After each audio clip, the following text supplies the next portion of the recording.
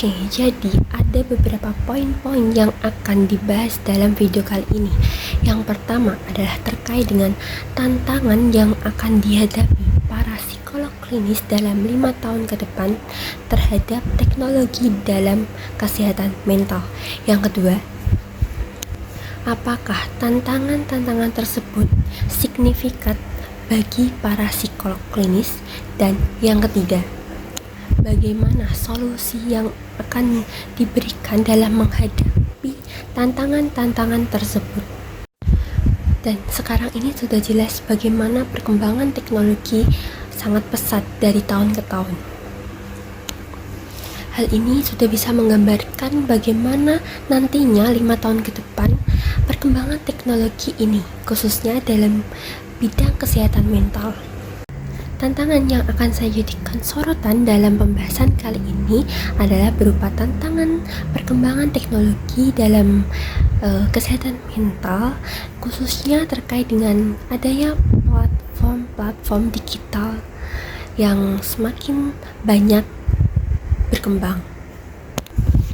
Kalau dilihat dari perkembangan sekarang, nggak harus menunggu 5 tahun yang akan datang. Sekarang ini bahkan sudah banyak aplikasi-aplikasi digital terkait dengan kesehatan mental, misalnya seperti gambar-gambar di layar ini.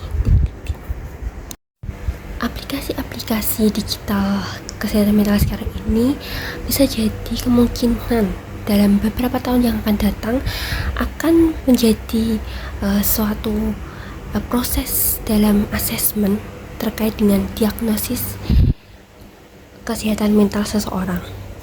Bahkan setiap aplikasi kesehatan mental mempunyai fungsinya masing-masing. Ada yang aplikasi berfungsi sebagai teknik latihan buat relaksasi, ada yang berfungsi sebagai penilaian atau asesmen terkait dengan mendiagnosis gejala gangguan psikologis seseorang. Ada juga yang berfungsi sebagai dukungan psikologis terhadap seseorang dengan teknik terapi CBT. Namun, aplikasi-aplikasi tersebut seringkali belum diujikan terkait dengan validitas dan rehabilitasnya secara menyeluruh. Tentunya hal ini sangat signifikan bagi para psikolog klinis, karena para psikolog klinis sangat membutuhkan dan menggunakan alat yang berbasis validasi untuk mendiagnosis gangguan dari klien itu dengan tepat. Validitas dan rehabilitasi dalam sebuah alat tes tentunya bukan hal yang sepele, dan hal ini tuh sangat-sangat dibutuhkan dalam pengakuannya. Sebuah alat tes yang tidak valid tentunya akan dapat mendiagnosis gangguan tersebut menjadi keliru dan juga dapat merugikan pasien itu sendiri. Dan mungkin juga ada beberapa aplikasi yang tidak didasarkan dengan bukti-bukti ilmiah dalam mendiagnosisnya. Tantangan yang kedua bagi para psikolog tentunya adalah terkait dengan privasi data. Dalam penggunaan aplikasi kesehatan mental digital ini, tentunya dalam mendiagnosis tetap butuh data pribadi pasien tersebut. Hal ini tentunya menimbulkan kekhawatiran terkait dengan privasi dan keamanan data, terutama jika data tersebut disalahgunakan. Tantangan ini juga signifikan bagi para psikolog klinis dalam bertanggung jawab terkait dengan keamanan privasi data klien. Takutnya jika data tersebut disalahgunakan atau bocor datanya, takutnya pasien tersebut akan kehilangan kepercayaan terhadap psikolog klinis dan sehingga proses terapinya itu akan mengalami keterhambatan. Tantangan yang ketiga adalah tidak semua psikolog klinis itu paham terkait dengan proses asesmen digital dalam penggunaan aplikasi kesehatan mental.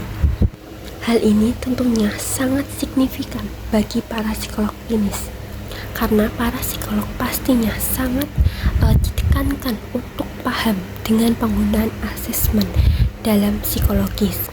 Ada beberapa strategi yang perlu dimiliki oleh para psikolog klinis dalam menghadapi tantangan-tantangan nantinya. Di antaranya, perlunya para psikolog itu untuk mengadopsi uji rehabilitas dan validitas yang sama kuatnya antara asesmen digital aplikasi dengan asesmen pada umumnya. Selain itu juga perlunya menggunakan standar privasi dalam penggunaan penyimpanan data pasien tersebut dalam aplikasi kesehatan mental tersebut dengan memperhatikan langkah-langkah perlindungan data yang lebih kuat. Dan solusi yang ketiga adalah perlu diberikan pelatihan dan pengembangan terkait dengan kemampuan para psikolog klinis dalam penggunaan aplikasi asesmen digital tersebut.